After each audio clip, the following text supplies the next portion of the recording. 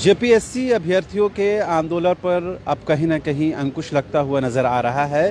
देर रात स्थानीय पुलिस ने रांची के मोरहाबादी में जो जेपीएससी अभ्यर्थियों का टेंट लगा हुआ था, जहां रात में ही जेपीएससी आंदोलनकारी छात्र जो थे वहां विश्राम करते थे, बताया ये जा रहा है कि रात के 1 बजे के करीब पुलिस ने वहां से टेंट को जबरन हटा दिया है। साथ ही वहां जो छात्र आराम कर रहे थे, विश्राम कर रहे थे, उन लोगों का अब तक कोई ट्रेस नहीं हो पाया है। हम लोग मौजूद हैं इस वक्त रांची के बापू वाटिका के पास, जहां पर टेंट लगा हुआ था, लेकिन अभी वहां पर सन्नाटा पसरा हुआ है। तस्वीरें आपके सामने हैं, किस तरह से यहाँ देखिए खामोशी छाई हुई है और कोई भी अभ्यर्थी आपको यहाँ पर नज़र नहीं आएंगे। इससे साफ है कि कहीं ना कहीं पुलिस जबरन इन लोगों को हटाई है, जिसके वजह से अब अभ्यर्थियों का यहाँ पर कोई नामो निशान नहीं है। अभ्यर्थियों के बारे में कोई ट्रेस हो पाया अब तक? नहीं, मतलब पूरी तरह से जानकारी नहीं मिली है। लालपुर थाना या फिर हमारा स्टेडियम ले गए हों वहाँ खेलगांव, लेकिन कुछ देर में पता चल ही जाएगा और छात्र फिर से एकजुट होंगे हमारे छात्रों को छुड़ाने के लिए। उसके बाद आगे की रणनीति हम लोग बनाएंगे। रात में एग्जैक्टली हुआ क्या जानकारी? 11 बजे तक तो मैं खुद था और मेरे जाने के बाद ग्राम सभा जो चैनल है वो था यहाँ पे 12 साढ़े 12 बजे, तब तक तो कुछ नहीं हुआ था।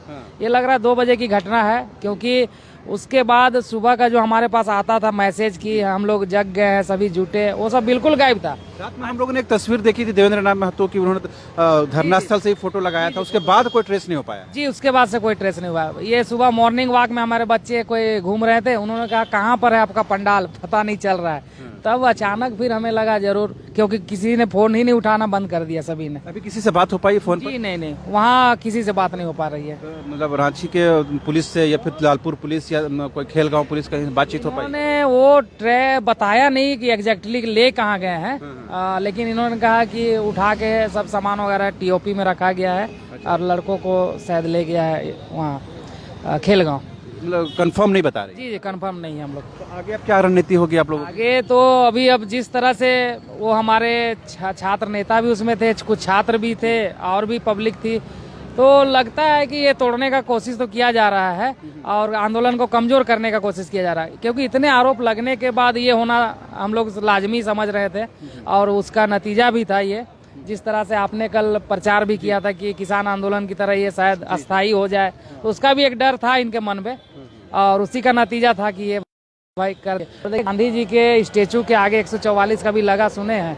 अभी बोल रहा है कि बापू वाटिका में 144 लगा दिए हम। इसके बारे में विधिवत जानकारी तो नहीं है, मुख्यमंत्री आवास के आसपास जानकारी है? जी, अभी तक कोई लेटर तो जारी हुआ नहीं है। इनके कहने से तो हम मानेंगे नहीं और छात्र एकजुट हो रहे हैं, फिर से आंदोलन आगे जारी रहे। सुनने में आया कोई बड़े नेता भी यहाँ पर आ रहे हैं? जी आ सकते हैं। जी आप बताइए क्या लग रहा है, इस तरह के आंदोलन को कहीं ना कहीं सप्रेस करने की कोशिश हो रही है?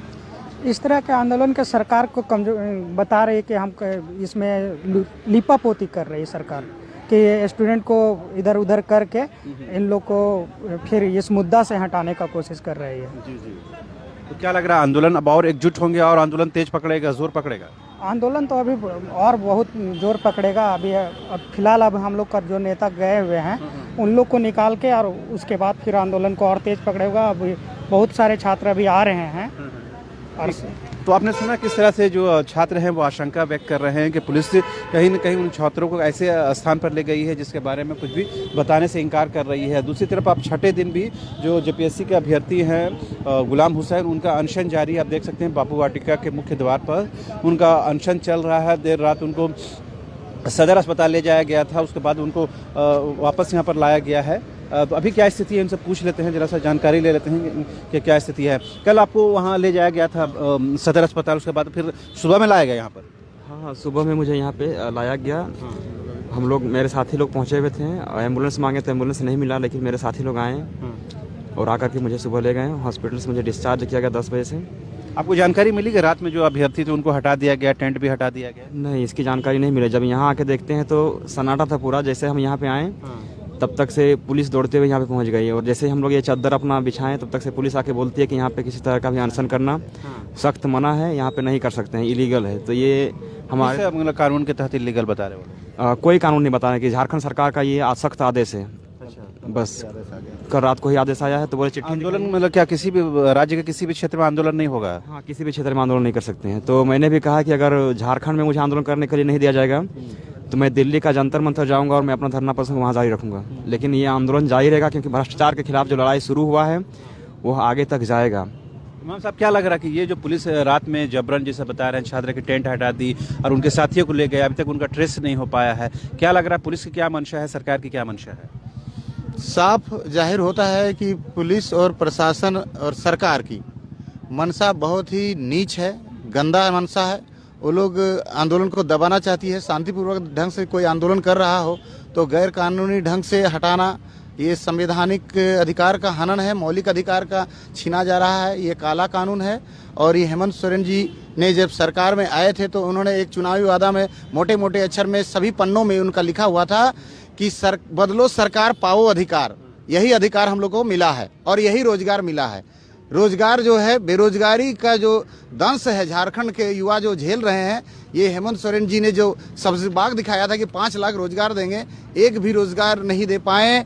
ना ही स्थानीय नीति ना नियोजन नीति। अभी जेपीएससी रद्द करने की छोटी सी मांग हम लोग कर रहे हैं, वो भी रद्द नहीं कर पा रही है और तानाशाही रवैया अपना करके हम लोगों को हटा रही है गैर कानूनी ढंग से।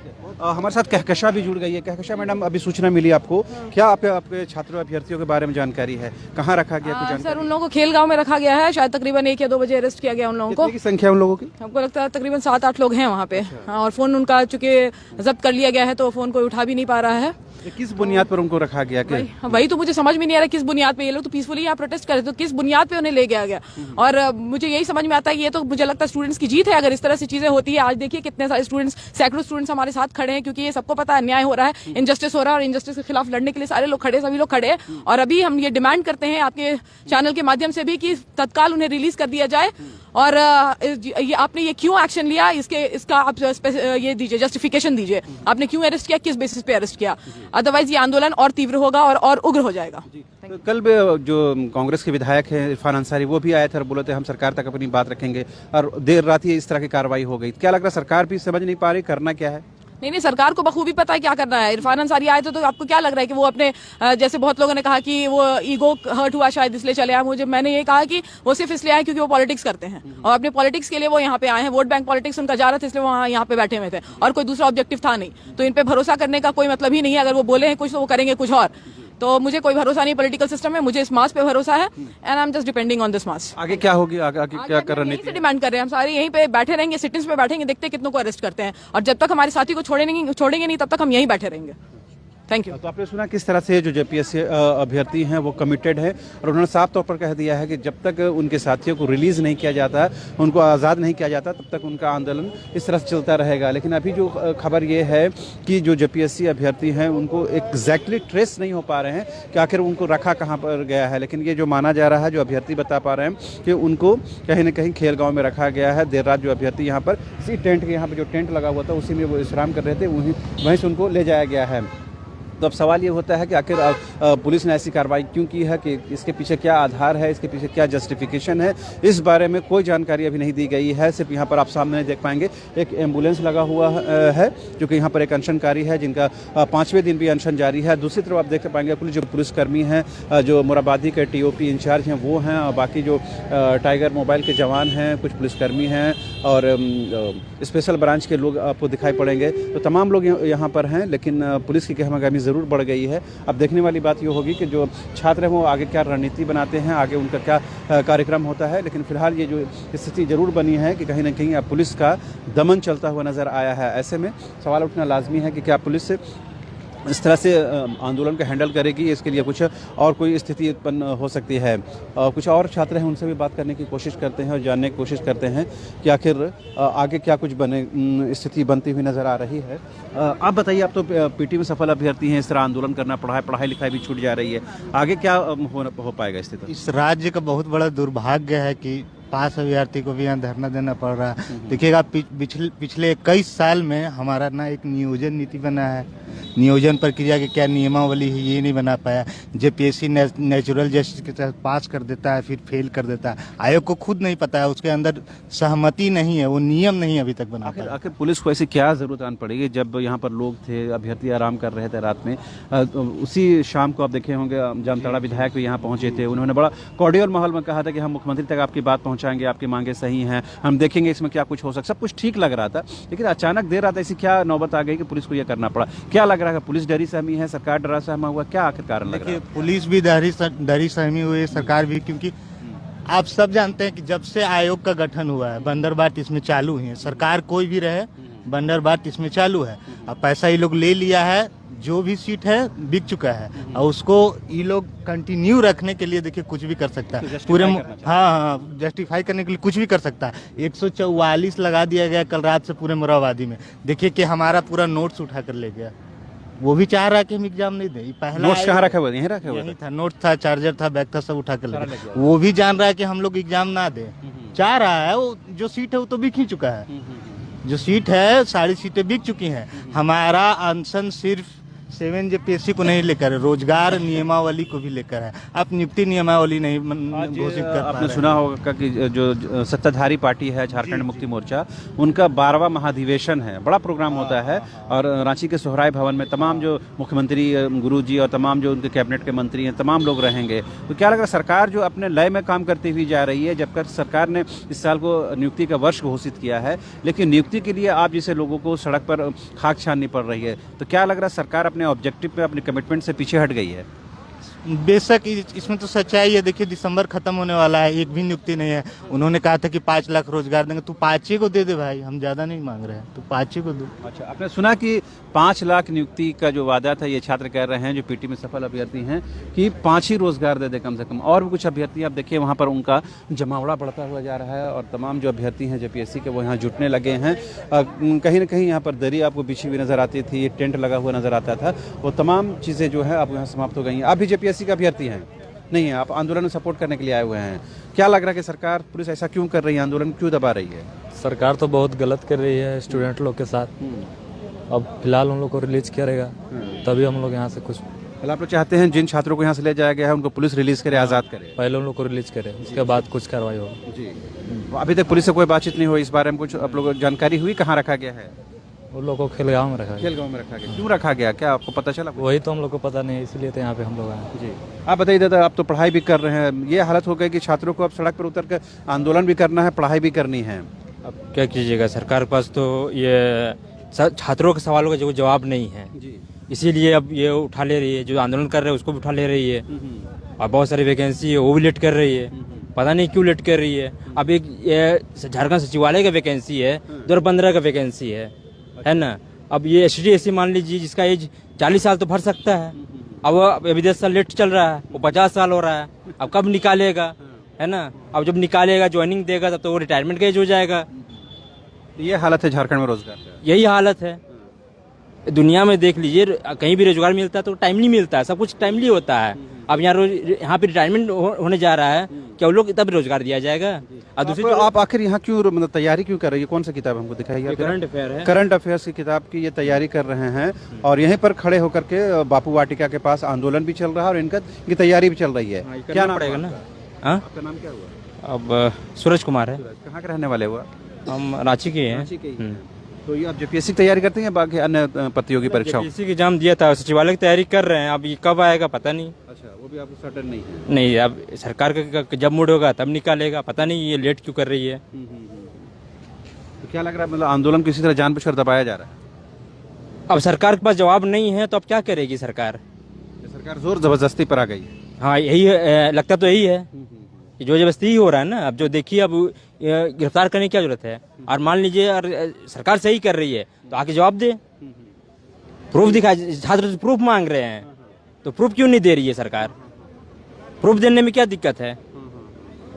तो आपने सुना किस तरह से जो जेपीएससी के अभ्यर्थी हैं बिल्कुल खासे नाराज़ हैं और कहीं ना कहीं ये बताने की भी कोशिश कर रहे हैं कि सरकार उनके साथ दमन की नीति अपनाए हुए है और सरकार के इस दमन के आगे वो लोग झुकने को तैयार नहीं है। कुछ और भी अभ्यर्थी हैं जो बात करने को। बताइए दादा, क्या हुआ आखिर, क्या लग रहा है कि सरकार क्या करना चाहती है? छात्रों के आंदोलन को लेकर सरकार का क्या रुख नजर आ रहा है? देखिए, सरकार जो है ये दबाना चाहता है ये आंदोलन का, और ये जो सच है कहीं न कहीं ये जेपीएससी है जो भ्रष्टाचार जो विद्यार्थी लोग है A to Z निकाल रहे हैं कि मतलब गलत है। सरकार आज तक से कुछ नहीं बोले जबकि उसको कुछ बोलना चाहिए। और कहीं ना कहीं अगर जेपीएससी में ये धांधला हुआ तो जेएसएससी में भी होगा। आने वाला जो अभी जो पुलिस में जो होगा बहाली होगा या सीजीएल में होगा, बहुत सारा अभी वैकेंसी 3rd और 4th ग्रेड का है, उसमें भी धांधली होगा। अगर इतना बड़ा पोस्ट में करप्शन लोग घुसेंगे और ये बाहरी लोग पैसा दे के आएंगे और ब्लॉक में काम करेंगे तो क्या शोषण नहीं करेंगे? गांव के बिल्कुल सब आदमी को, गरीब जनता आदमी को वो लोग बिल्कुल शोषण करेंगे। अगर शिक्षित